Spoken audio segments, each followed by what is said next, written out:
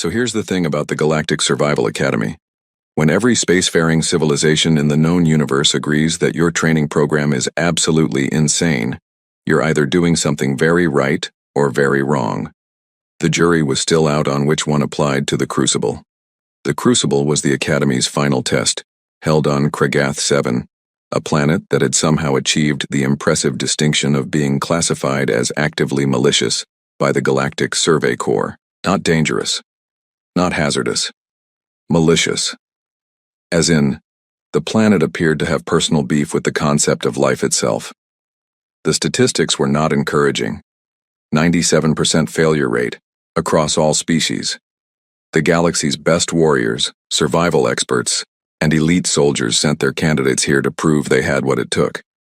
Most of them tapped out within the first 6 hours, using their emergency beacons to summon evacuation shuttles while weeping softly and questioning their life choices.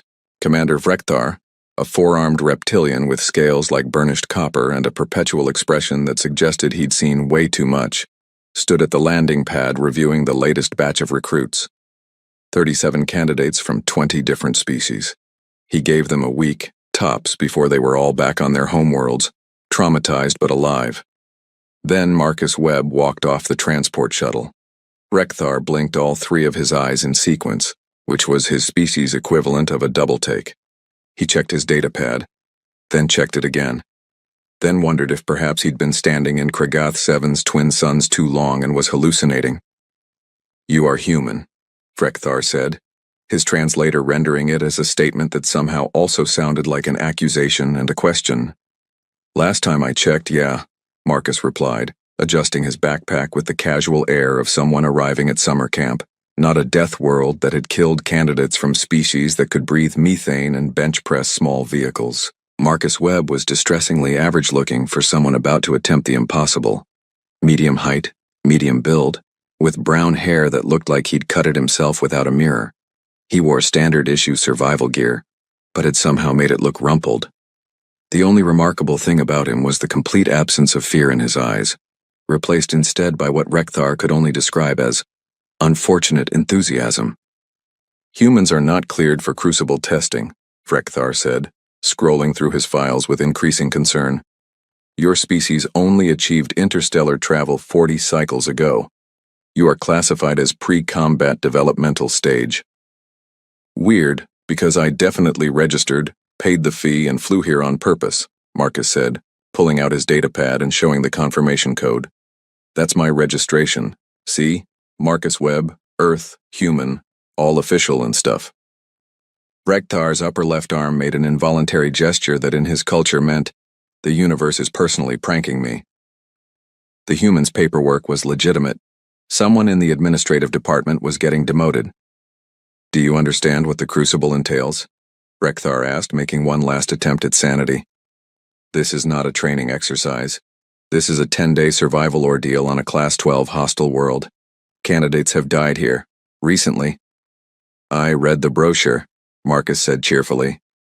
"Acidic precipitation, extreme temperature fluctuations, megafauna that view everything as food, plants that are also predators, and gravity that does weird stuff randomly. Sounds intense. And you still wish to participate?" "I mean, I flew all this way. Would be ashamed to waste the trip." Vrekthar pulled up the human data file, something he should have done before this conversation. His eyes widened as he scrolled. "Origin planet classification, Deathworld 9. Native predators, numerous and varied. Atmospheric composition, highly reactive oxygen-nitrogen mix. Weather patterns, catastrophic. Tectonic stability, poor. Microbial life, aggressively hostile. Oh no." "Your planet is trying to kill you," Vrekthar said slowly. "Yeah, Tuesdays are the worst," Marcus agreed, completely missing the point. "So where do I sign?" 20 minutes later, Marcus had signed more liability waivers than most species had words for doomed. He did so while humming and occasionally asking clarifying questions like, does dismemberment include fingers or just whole limbs? And are the predators venomous or just regular poisonous? As if there was an acceptable answer that would make either option fine. The other candidates watched this exchange with expressions ranging from confusion to outright horror. A massive insectoid named Krell, who stood 3 meters tall and had armor plating that could deflect plasma rounds, leaned toward his neighbor. "Is that human broken?" Krell clicked in his native language. "I think they are all like that," replied Yara, a telepathic strategist whose species had conquered fear through generations of mental conditioning. "I scanned their homeworld data. They climb mountains for recreation, mountains that kill them sometimes." "That is not rational." No, it is not." Marcus finished signing, gave Rekthar a thumbs up that the commander's translator couldn't quite parse, and joined the other candidates. He introduced himself with the casual friendliness of someone at a social mixer, not someone about to be dropped into hell with a survival knife and bad odds. Rekthar watched him go and made a note in his personal log. "Human candidate displays either extraordinary courage or extraordinary stupidity. Possibly both. Possibly neither. And I am simply too evolved to understand Deathworld logic. Recommend full monitoring. Expect rapid evacuation request." He had no idea how wrong that last part would be. The dropships deposited all 37 candidates at random locations across Kragath 7's northern continent. Standard protocol, designed to prevent cooperation and ensure individual survival skills, were tested. The ships vanished into orbit, leaving everyone alone with their supplies, their training, and their rapidly increasing sense that this had been a terrible mistake. Marcus landed in a valley between two ridges, where the ground had the consistency of angry pudding and smelled like a wet dog had been marinated in vinegar. The sky was the color of a bruise, and the twin suns provided light but very little comfort. In the distance, something roared. Something else answered. Neither sound suggested friendly wildlife. "Huh," Marcus said, checking his compass. "So that's north. Probably." His fellow candidates were having more structured reactions. Krell had immediately begun establishing a defensive perimeter, using his natural armor and considerable strength to overturn boulders and create a fortification. Yara was telepathically scanning the area for threats, her consciousness ranging across kilometers to identify danger zones and safe routes. Borin, a crystalline being whose species could survive in vacuum, had planted himself in bedrock and was cycling through his internal systems to adjust to the atmospheric composition. Marcus ate a protein bar and named a nearby rock Steve. The first challenge arrived within an hour. The sky opened up, but what came down wasn't water. It was rain with a pH that could etch glass, turning the landscape into a sizzling, steaming nightmare. Candidates deployed emergency shelters, used chemical neutralizers, or found cave systems to hide in. Marcus took off his jacket, wrapped it around his head like a very ineffective umbrella, and kept walking while muttering about how this was basically like Seattle but with commitment issues. Rekthar, monitoring the feeds from orbital surveillance, zoomed in on Marcus's location. "What is he doing?" the commander said flatly. "The human appears to be mobile during acid precipitation, sir," reported his assistant, a multi-tentacled analyst named Gorbin, who had seen 17 years of crucible tests and thought he'd seen everything. "I can see that he is mobile, Gorbin." The question was rhetorical horror. Marcus, unaware he was being watched, had discovered that the carnivorous plants that lined the valley floor were less interested in eating him during the rain. They'd retracted into bulbs, protecting themselves from the acid. He made a note of this, filed it under useful survival information, and continued his hike with the casual energy of someone who had gotten turned around on a nature trail, not someone being actively attacked by weather. By the time the rain stopped 3 hours later, 4 candidates had already tapped out. One had panicked when his shelter started dissolving. 2 had suffered chemical burns severe enough to require medical evacuation. The 4th had simply decided this was not worth the prestige, and had activated his beacon while screaming, "I changed my mind," in 5 different languages simultaneously. Marcus had found a cave, wrung out his jacket, and was attempting to start a fire using local vegetation. The vegetation was fighting back, which he found more amusing than alarming. "Come on, just burn," he told the writhing plant matter. "Work with me here." Day 1 continued its assault. The gravity began fluctuating, a quirk of Kragath 7's weird geology and magnetic field. One moment everything felt normal. The next, you weighed 3 times as much. Then you were nearly floating. Then you were heavy again. Most species found this disorienting at best and utterly debilitating at worst. Marcus treated it like a theme park ride and timed his movements to the shifts. When gravity went light, he'd jump and cover more ground. When it went heavy, he'd rest. He wasn't graceful about it, but he was effective in a way that suggested humans might have evolved on a planet that regularly insulted physics. Krell encountered him on day 2, and the massive insectoid stopped mid-step, his antennae twitching in confusion. "Human, you are still in the test," Krell observed. "Yep, you doing okay?" "You look a little stressed," Marcus said, offering a ration bar that Krell's biology couldn't even digest. "I am experiencing optimal performance within acceptable parameters," Krell replied, which was his species' way of saying he was hanging on by a thread and questioning every decision that had led to this moment. "Cool, cool. Hey, you see any water sources around here? Not the acid rain stuff, like actual water." Krell pointed toward a canyon with 3 of his arms. "There is a stream. It contains microorganisms that cause rapid cellular degeneration in most species." "Most species?" "Yes." "So you're saying there's a chance," Marcus said with a grin that Krell found deeply unsettling. That night, Marcus made camp near the toxic stream, boiled the water, and drank it while Krell watched from a safe distance. The human didn't die, didn't even get sick. He just complained that it tasted like pennies and made a face. By day 3, Marcus had befriended one of the local predators, a 6-legged reptilian thing with too many teeth, by sharing his ration bar. The creature, which Rekthar's database listed as approach with extreme caution, aggressive territorial behavior, followed Marcus around like a confused puppy. Marcus named it Trevor. "Sir, the human has domesticated a ravager," Corbin reported. Rekthar drank something from a flask that wasn't technically legal in 17 systems. "Of course he has." When Yara tapped out on day 3, her telepathy overloaded by scanning a predator's mind, and discovering something so fundamentally alien and hostile that it broke her conditioning, she passed Marcus on the way to the evacuation point. "How are you doing this?" she asked, her voice shaking. Marcus, currently scratching Trevor behind what might have been ears, looked up. "Doing what?" "Surviving. Enjoying this. You are not afraid." "Oh, I mean, it's definitely not safe or anything. But like, compared to Australian wildlife, this is kind of tame. Haven't even seen a spider yet." Yara stared at him, then activated her beacon with more force than necessary. The galaxy, she decided, was not ready for humans. Might never be. By day 4, the crucible had claimed 28 of the original 37 candidates. This was actually above average. Most years, everyone was gone by day 5. The survivors were the elite of the elite, the ones with enough skill, luck, or sheer biological advantage to push through conditions that violated several conventions on ethical warfare. And then there was Marcus, who'd started rating the local predators on a scale of 1 to 10 and left reviews like this was a hiking trail.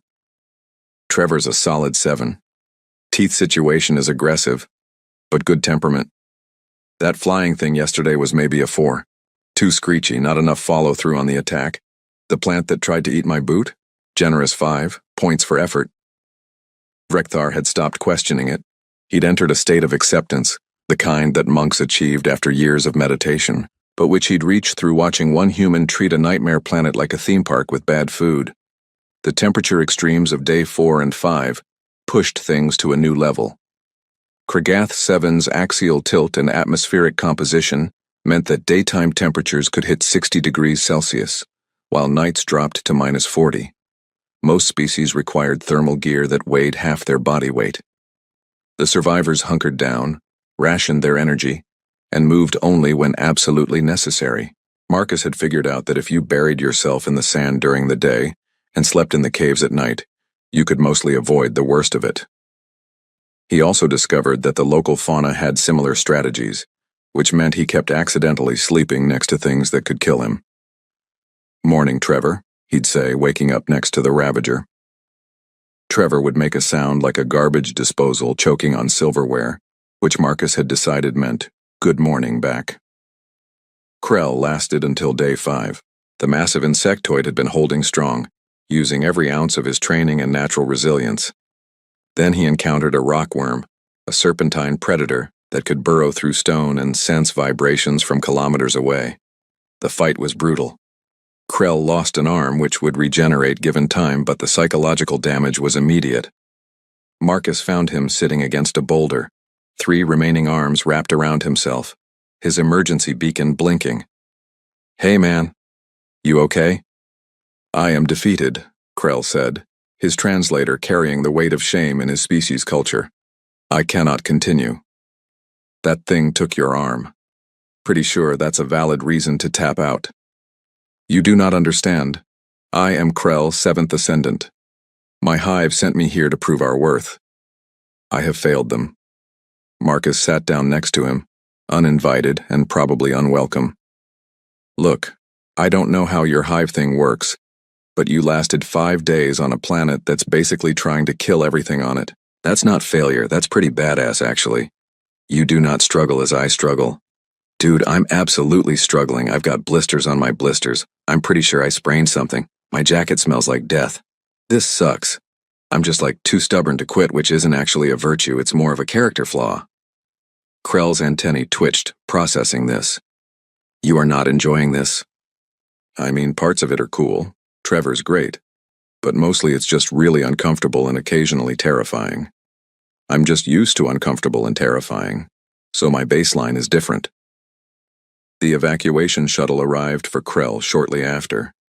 As he boarded, he turned back to Marcus. "Your species is going to confuse the galaxy greatly." "Yeah, we get that a lot, apparently. Boron cracked on day 6, literally. The crystalline being structure couldn't handle the stress fractures from the temperature swings and gravity fluctuations. He didn't tap out so much as partially shatter, requiring immediate evacuation and extensive reconstruction. By day 7, Marcus was alone, the last candidate standing. This had happened exactly 3 times in the Crucible's 200-year history, and those 3 candidates had gone on to become legends. War heroes, planetary governors. One had founded a private military company that now protected entire systems. Marcus was eating a questionable-looking root vegetable he'd found and trying to teach Trevor to play fetch. "See, you bring it back, then I throw it again. That's the game, buddy." Trevor ate the stick and made his garbage disposal noise. Frekthar reviewed the human data files again, going deeper this time. He found documentation of human history, countless wars, survival through ice ages, adaptation to every climate and environment on their homeworld, persistence hunting, where humans just chased prey until it collapsed from exhaustion, endurance capabilities that bordered on the absurd. There was a note from a xenobiologist. Humans are possibly the galaxy's most efficient persistence predators. They cannot outrun or overpower most species, but they can outlast almost anything. Their psychology treats exhaustion as a temporary state, not a stopping point. Recommend caution in competitive scenarios. "Gorban," Rekthar said slowly. "Retrieve all data on human recreational activities." 20 minutes later, both of them sat in silence, reading about ultramarathons, free climbing, cave diving, and something called Iron Man competitions that sounded like a creative suicide method. "They do this for fun," Gorban said. "Yes. They pay money to suffer." "Apparently." "Sir, I believe we may have miscalculated the difficulty of this test from a human perspective." Frekthar watched Marcus on the monitor. The human was currently building a shelter that was objectively better than the one he'd started with, using materials he'd scavenged and techniques he'd apparently improvised. Trevor was helping by being in the way and occasionally knocking things over. "I believe you are correct, Gorban. I believe we have created what humans would call a mild inconvenience." That night, Marcus slept in his improved shelter, warm and relatively comfortable. He'd even managed to catch some fish from the toxic stream, which he'd cooked over a fire and found only mildly horrible. Trevor curled up at the entrance, a 6-legged alarm system. In orbit, Rekthar made a note in his log. Day 7. Human candidate remains stable. Psychological evaluation shows no stress indicators. Physical assessment shows expected wear, but no critical decline. Subject continues to name local fauna and rate experiences. Beginning to suspect human perception of danger fundamentally differs from galactic norm. Question, reality of situation. Day 8 would bring the final challenge, and Rekthar found himself genuinely curious for the first time in years about what would happen next. He suspected it would be memorable. He suspected he might need more of that illegal flask liquor. He was right on both counts. The Apex Arena wasn't just the final challenge of the crucible. It was a statement. A last test that separated the merely exceptional from the legendary. In the 200 years the crucible had been running, only 16 candidates had even attempted it. 12 had failed, evacuated in critical condition. 4 had succeeded and walked out as living myths. The arena was a natural formation, a canyon with walls too smooth to climb and only one exit. Once you entered, you were committed. The test was simple and horrible. Survive 3 apex predators simultaneously for 1 standard hour. These weren't just any predators. These were the 3 most dangerous species on Kragath 7, each capable of taking down prey 5 times their size. Most years nobody made it to day 8. The arena sat empty, waiting. This year Marcus Webb stood at the entrance eating his last protein bar and looking at the canyon like someone checking out a new gym. Vrekthar's transport touched down 50 meters away. The commander had made the trip from Orbital Command personally, something he'd never done before. He had to see this with his own eyes.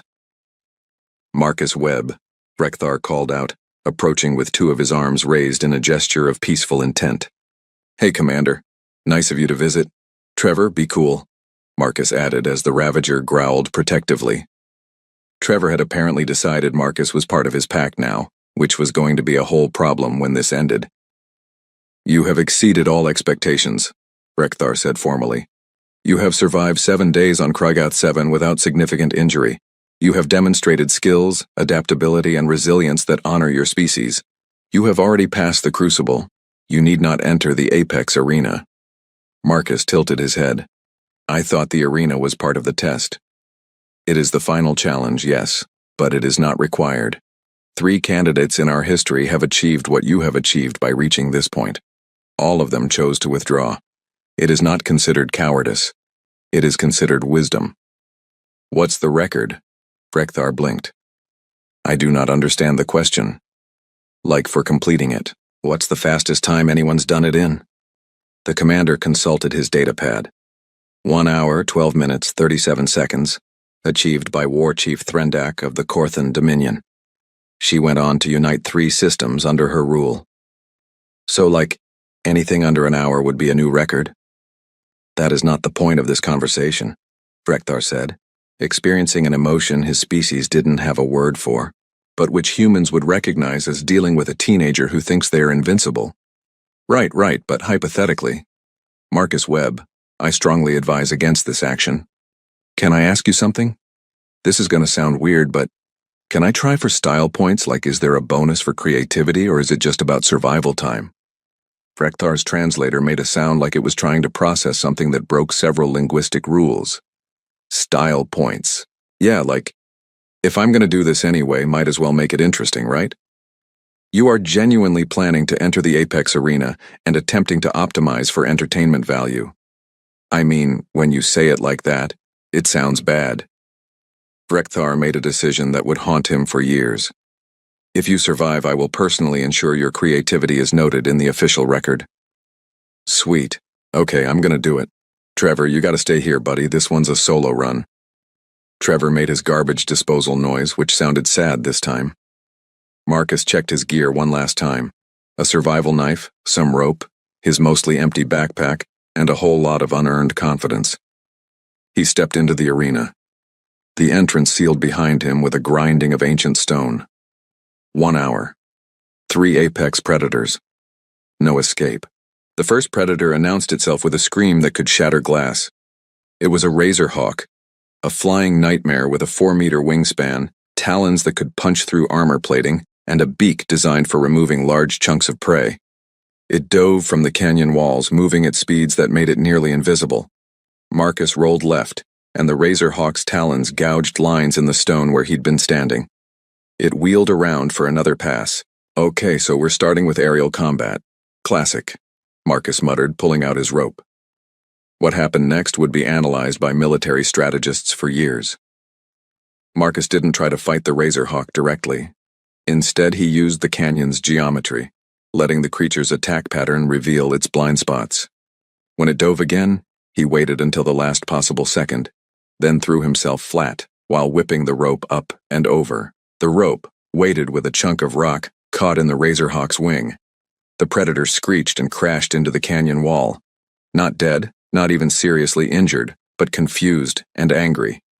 Marcus used those 3 seconds to sprint to a boulder field. 1 down, kinda. 2 to go, he panted.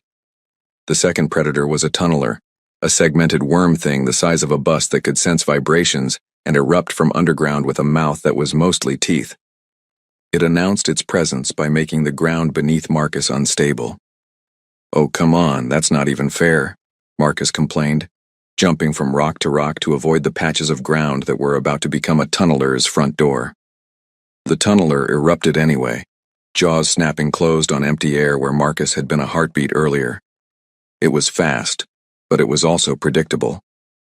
Every attack had a tell, a slight tremor before it surfaced. Marcus noticed something else too. The Razorhawk, recovered from its crash, was circling again, and the 2 predators, despite being apex hunters, had a problem. They were territorial. They didn't cooperate. They competed. "Oh, that's interesting," Marcus said, an idea forming that was either brilliant or the last thought he'd ever have. He positioned himself between a rock formation and an area of loose soil. He waited for the tunneler's telltale vibration. Then he moved. The tunneler burst up, massive jaws open. The Razorhawk dove at the same moment. And Marcus, with timing that was 10% skill and 90% luck, dropped flat. Both predators collided with each other in a tangle of talons, teeth, and extremely aggressive confusion.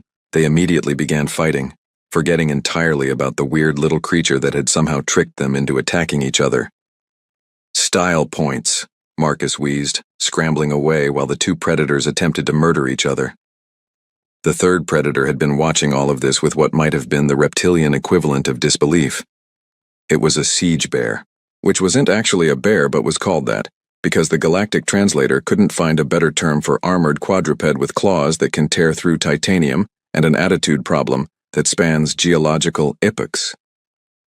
The siege bear waited until Marcus was catching his breath, then charged with the subtlety of a freight train having a bad day.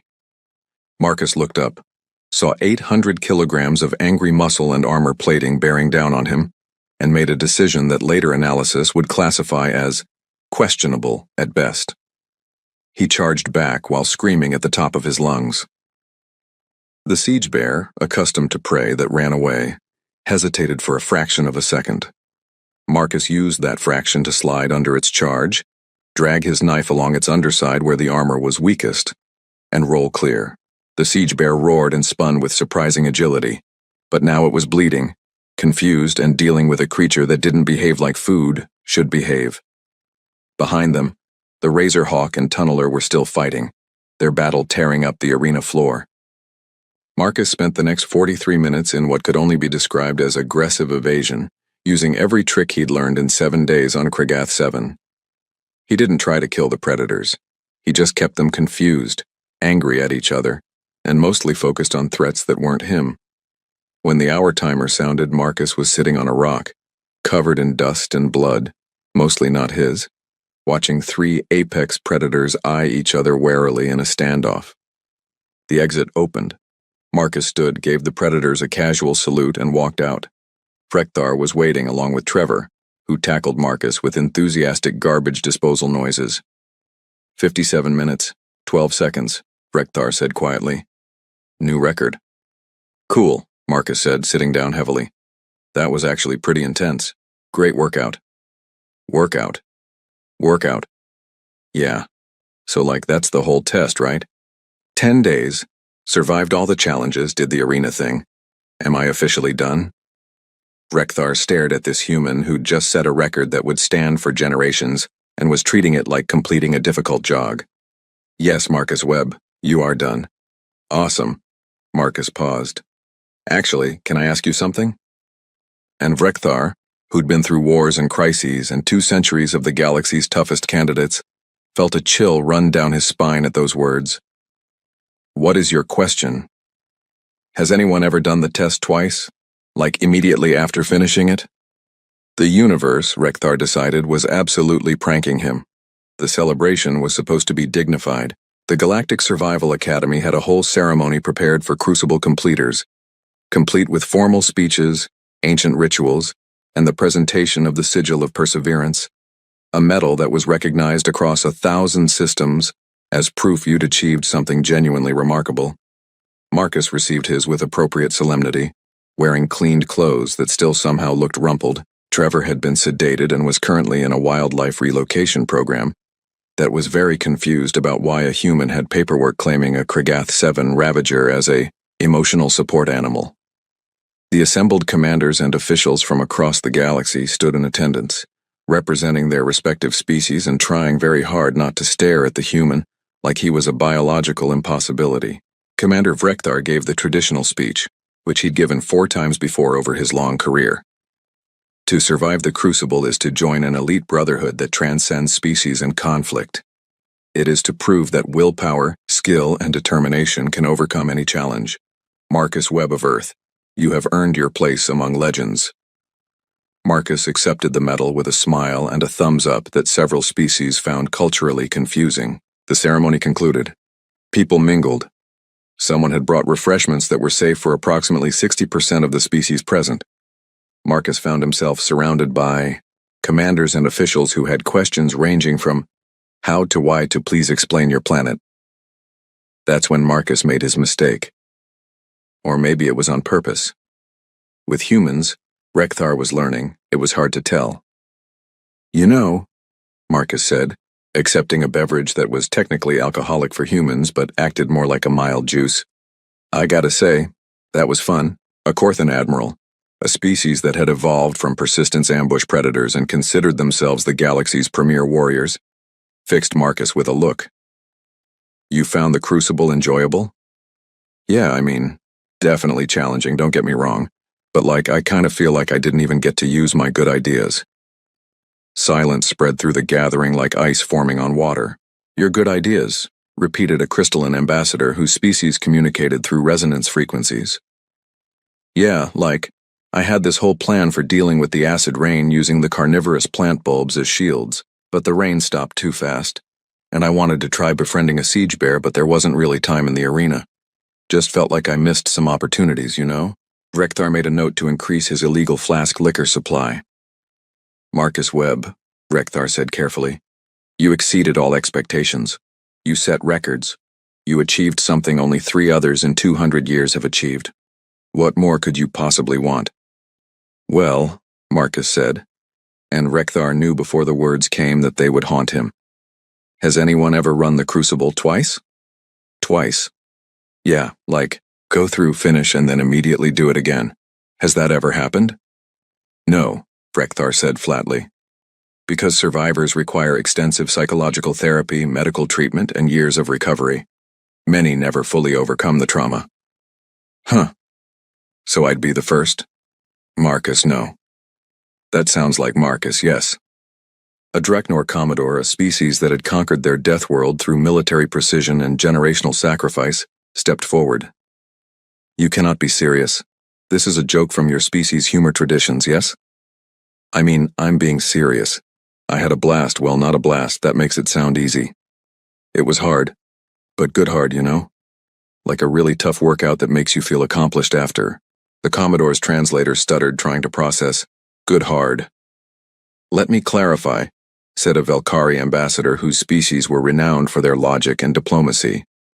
You wish to immediately subject yourself to the exact same ordeal that claimed 36 other candidates, traumatized multiple species elite warriors, and nearly killed you several times. Well, when you say it like that, it sounds crazy. Because it is crazy. Okay, but counterpoint, Marcus said, warming to his argument in a way that made everyone instinctively step back. I know the terrain now. I know the predator's behavior patterns. I've got strategies I didn't get to test.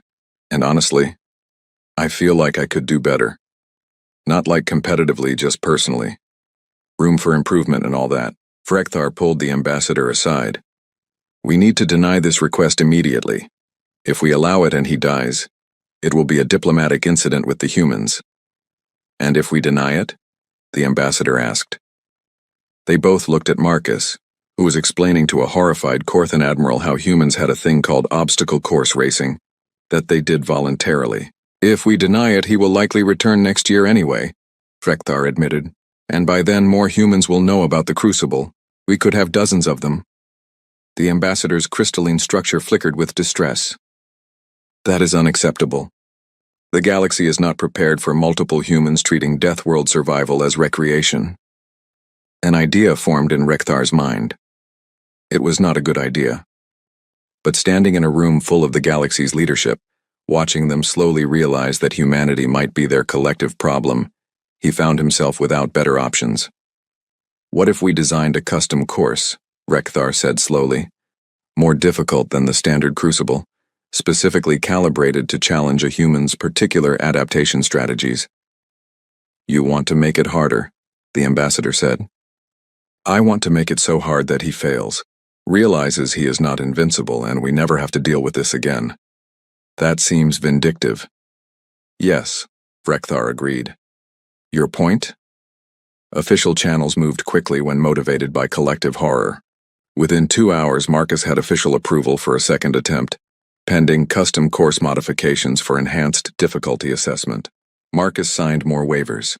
He seemed excited about them. The galactic officials convened an emergency session to discuss the human problem. Representatives from 40 systems attended via holoconference, all asking variations of the same question. What do we do when a species considers our worst challenge to be acceptable difficulty? We make it worse, Rekthar told them. We design a course so brutal that even a human cannot treat it as recreation. We combine every lethal element of Kragath 7 into a concentrated gauntlet. We remove all margins for error. And if he dies? Asked a concerned Velkari senator. Then we have learned important limitations about human durability, Rekthar said, and we will have extensive documentation proving we warned him repeatedly. And if he succeeds? Silence fell over the conference. Nobody wanted to finish that thought. Then we acknowledge that humans might be the galaxy's apex persistent species, Rekthar said quietly, and we adjust our threat assessments accordingly. The vote passed unanimously, partly because they wanted to see the human fail, partly because they were genuinely curious, and partly because the alternative was telling their respective governments that they'd lost control of the situation to one enthusiastic Deathworlder with poor self-preservation instincts. Marcus spent the 3 days before his second attempt hanging around the academy, befriending staff and asking increasingly specific questions about Kragath 7's ecosystem that made the xenobiology team both impressed and concerned. Can the tunnelers sense electromagnetic fields, or is it purely vibration-based? Marcus asked over lunch. Why do you need to know this? Asked Dr. Velkris, the head researcher. Just seems like useful information. If it's purely vibration, then moving during windstorms would mask my presence, right? Dr. Velkris made a note to request hazard pay. On the morning of the second attempt, a crowd gathered. News had spread. The human who'd conquered the crucible was going to try again, on a harder course. Species from across the galaxy tuned in to watch, placing bets in currencies that ranged from credits to favors to one species' traditional offering of elaborate interpretive dances. Frekthar had personally overseen the custom course design. It was beautiful in a horrible way.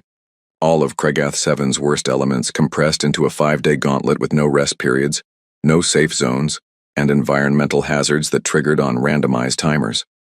The Apex arena had been modified to include 5 predators instead of 3, with the addition of a pack-hunting species and something the researchers just called the Whole Nightmare, because its official name was unpronounceable and terrifying. This will break him, Rekthar said with confidence. Gorbin, who'd been reviewing Marcus's performance data, made a non-committal sound. You doubt this plan? Rekthar asked. Sir, I have analyzed the human's decision-making patterns. He does not process danger the way we do. Where we see lethal threat, he sees interesting problem. Our attempts to make this harder may simply make it more engaging for him. That is not possible. There is a limit to biological tolerance. Yes, sir. I hope we find it before we accidentally create something worse. Marcus entered the custom course with a wave to the observation drones and a cheerful, "See you on the other side," that multiple species found culturally ominous. The first 12 hours were designed to be impossible. Simultaneous acid rain and heat waves, gravity fluctuations timed to disorient, and packs of predators driven into a feeding frenzy by chemical attractants in the atmosphere. Marcus improvised a shelter using materials he'd noted from his first run, moved during gravity shifts, and accidentally discovered that the chemical attractants made him smell unappealing to one predator species, which then defended him from other predators thinking he was part of their territory. "He has formed an alliance with the Goreclaws," Gorban reported, his voice hollow. "That is not possible. Goreclaws are solitary apex predators incapable of socialization." On screen, Marcus was sharing dried meat with a Goreclaw, while they both hid from acid rain in a cave. Frekthar drank from his flask. The course continued. Marcus adapted, improvised, and occasionally succeeded through sheer accident that looked like skill. When the thermal vents activated ahead of schedule, threatening to cook him alive, he used them to signal Trevor's pack, who'd somehow followed him and were causing havoc with the course's predator management. "The Ravagers are off script," reported a frantic course manager. "Recapture them," Frekthar ordered. "Sir, they are protecting the human. We cannot approach safely." "Why are they protecting the human?" "Unknown, sir.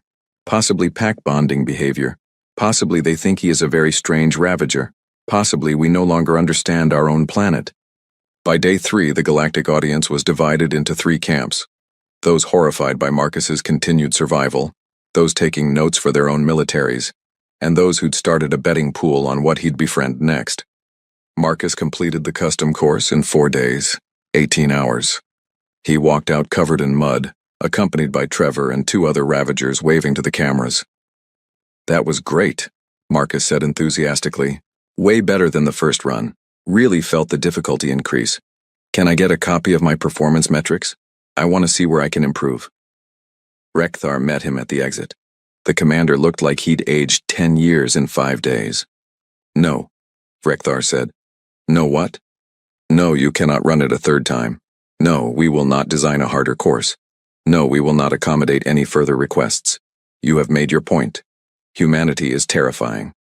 "We acknowledge this. Please stop." Marcus looked genuinely confused. "I wasn't trying to make a point, I just thought it was fun." "You thought a custom-designed course intended to break your will and test the absolute limits of human endurance was fun?" "Yeah, good kinda hard. Made me think creatively. Really got the blood pumping, you know?" Frekthar's translator made a sound like it was giving up. The official report took 3 weeks to compile. It included performance data, biological assessments, psychological evaluations, and a lengthy appendix from the xenobiology team titled Recommendations for Future Human Interaction, Threat Assessment and Management Strategies. The summary was brief and concerning. Humans appear to have evolved on a planet so hostile that they perceive extreme danger as normal operating conditions. Standard threat assessment models are insufficient. Recommend immediate reclassification of human capability estimates. Marcus's second performance had actually been better than his first, which violated several assumptions about exhaustion, learning curves, and common sense. The footage of him completing the modified Apex Arena in 43 minutes while providing running commentary had gone viral across 6 systems. His casual friendship with multiple Apex predators had spawned 3 different research projects and 1 philosophical movement about reconsidering the nature of predation. The Galactic Council convened to discuss findings. The mood was tense. "The humans survived conditions that should have been lethal," reported the Velkari ambassador. "Not through superior technology or physical capability, but through adaptability and psychological resilience we did not anticipate. They do not perceive danger correctly," added the Korthan admiral. "Where any rational species sees mortal threat, humans see challenge. This is not confidence, this is fundamental psychological deviation." "Fun. We have reviewed their homeworld data more thoroughly," said a new voice, a Draknor xenobiologist who'd spent the 3 weeks studying Earth. "Their planet killed 99% of species that ever lived there. The humans are descendants of survivors who persisted through multiple mass extinction events. They evolved alongside diseases, predators, and environmental conditions that would be classified as warfare in any other context." "What are you saying?" asked the council moderator. "I am saying that humans did not conquer a death world," They are the Deathworld's apex product. They are what happens when a planet spends billions of years asking, how hard can I make survival? And one species answers, harder. The council chamber fell silent. So what do we do? Someone finally asked. We adjust our models, Rekthar said, rising to address the assembly. We accept that humans will continue to surprise us, and we make a decision about what role they play in the galactic community. Explain. Rekthar pulled up Marcus's footage, freezing on an image of the human grinning while covered in mud and monster blood. This is Marcus Webb. He is, by human standards, average, not military elite, not enhanced, not exceptional, just a standard human who wanted a challenge. Now imagine a galaxy where humans serve as survival trainers, emergency responders, and persistence specialists. Imagine what they could teach us about endurance, adaptation, and creative problem-solving. Or imagine what they could do if they decided we were the challenge, the Corthan Admiral said darkly. We are not enemies, Rekthar countered. We are allies who did not understand our allies' capabilities. That is correctable. After extensive debate, the Council reached a decision. Humans would be welcomed into galactic society with appropriate acknowledgement of their unique capabilities. The crucible would receive a human difficulty setting, which multiple species found insulting until they remembered Marcus's performance, and Marcus Webb would be offered a position at the Galactic Survival Academy as a consultant and instructor, pending his acceptance. Rekthar delivered the news personally, finding Marcus at the Academy's recreation facility, teaching Trevor and the other Ravagers to play an Earth game he called Fetch but with rules. Marcus Webb, the Galactic Council has extended an offer of employment. Marcus looked up, interested. Yeah? Doing what? Teaching survival techniques, course design, helping us understand human capabilities so we can better integrate your species into galactic operations. That sounds cool. Can I make some changes to the crucible? Rekthar felt that familiar chill. What changes? Well, I had some ideas about making it more challenging. Not like dangerous challenging, just more problem-solving, more variety. Maybe some team elements could be really educational. Marcus, the crucible is already considered the galaxy's most difficult survival test. For non-humans, sure. But what if you want to really push people? Help them find their limits? I think we could do something special. Rekthar realized in that moment that he'd made a terrible mistake. By offering Marcus a position, they'd given him official sanction to make his improvements. The galaxy was about to discover what humans considered proper training. Let me be clear, Rekthar said carefully. Any modifications must be approved by multiple committees, tested extensively, and deemed non-lethal. Oh yeah, definitely, safety first. I'm thinking we call it Webb's Wilderness, as a nice ring to it. 1 year later, the new course opened. It had been tested, approved, and rated as appropriate difficulty for advanced candidates seeking enhanced challenge. 30 candidates from 20 systems signed up for the inaugural run. 29 tapped out within the first week. The 30th, a Corthan warrior named Shrike, completed the course and immediately requested to never do anything like it again. She also submitted a formal report stating that humans were a valuable ally and a terrifying people who should be recruited, not fought. Marcus considered this a successful first year. Rekthar stood at the landing pad, welcoming the second year's candidates, reading from a datapad that Marcus had prepared. Welcome to Webb's Wilderness, the Galactic Survival Academy's advanced course for species seeking to test themselves against enhanced scenarios. This course was designed by a human. If at any point you question this decision, you may evacuate freely. We will not judge you. We are questioning this decision ourselves. In his private log, Rekthar made a final entry. Note to Galactic Council. Never ask humans if something is too dangerous. They consider that a challenge, not a warning. We have created a course that makes the crucible look gentle. Marcus Webb thinks it is a good starting point. I have requested reassignment to a nice quiet logistics position. Request denied. Apparently, I understand humans better than most, and am perfectly suited to continue this role. I am updating my will. The universe had learned an important lesson. When a species evolves on a planet that actively tries to kill everything, they develop a very different perspective on what constitutes danger. And when you give them the opportunity to share that perspective, they will create training programs that redefine suffering. Marcus Webb had passed the crucible twice, befriended apex predators, set records that would stand for generations, and fundamentally changed how the galaxy viewed both the test and his species. He considered it a fun vacation, and was already planning improvements. The galaxy would never be the same. Trevor was fine with this. He'd gotten really good at fetch. And somewhere in the Galactic Council chambers, a new protocol was being written. Human Interaction Guidelines, Addendum 7. When a human says something is not that hard, proceed with extreme caution. They are either lying, insane, or operating on a threat assessment scale we do not comprehend. Possibly all three. Marcus had already submitted designs for Advanced Deathworld Training Level 2. Frekthar drank from his flask and wondered if it was too late to fake his own death and retire to a peaceful agricultural planet. It was. He'd been promoted to Director of Human Integration Programs. The galaxy, he reflected, had a twisted sense of humor. But at least the Deathworlders were on their side.